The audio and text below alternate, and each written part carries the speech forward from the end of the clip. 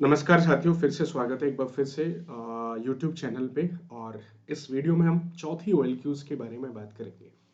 अभी तक हमने 3 OLQs को डिस्कस कर लिया है और I hope you are enjoying this series. And इस OLQs में चौथी OLQs जो है वो आ जाती है, that is power of expression. हमने 3 को देखा जिसमें हमने जाना तीनों के बारे में। चौथी है कि आप अपनी बात को किस तरीके से रिप्रेजेंट कर पाते हैं। This is known as the power of expression. कई बार क्या होता है कि हमारे पास बहुत टैलेंट है, हमारे पास बहुत नॉलेज है, बट हम उसे सामने वाले को रिप्रेजेंट नहीं कर पा रहे हैं, बोल नहीं पा रहे हैं, बता नहीं पा रहे हैं। तो हमारी lack of power of expression की वजह से हम क्या है, सेलेक्ट नहीं हो पाते हैं। तो पावर ऑफ एक्सप्रेशन क्या है? That this is your ability to express yourself. ये अपने आप को एक्सप्रेस करने की एक क्षमता है और इस क्षमता में 3 बड़े एस्पेक्ट्स निकल के आते हैं। That is ABC।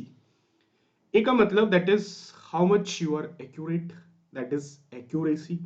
B for brief and C for clearly.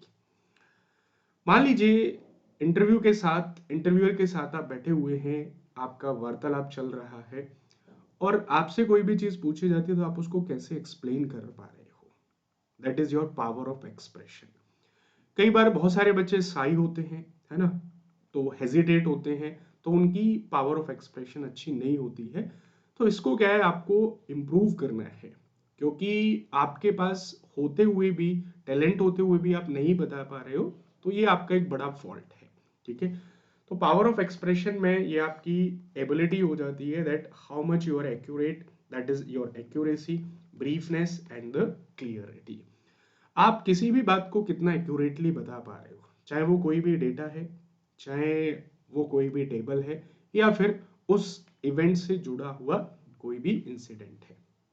Briefly का मतलब है कि जब भी आपसे पूछा जाता है आप उसको ब्रीफ में कैसे बता पा रहे हैं।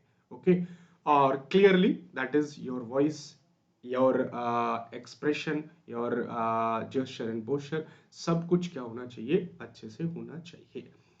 तो पावर ऑफ एक्सप्रेशन को अपने अंदर इम्प्लीमेंट करने का एक ही तरीका है कि आप डेली बेसिस पे अपना प्रैक्टिस करते रहिएगा। ओके, अपने GD करते रहिएगा, जैसे ग्रुप डिस्कशन वगैरह में पार्टिसिपेट करते रहिएगा, सो दैट आपको हेजिटेशन ना हो।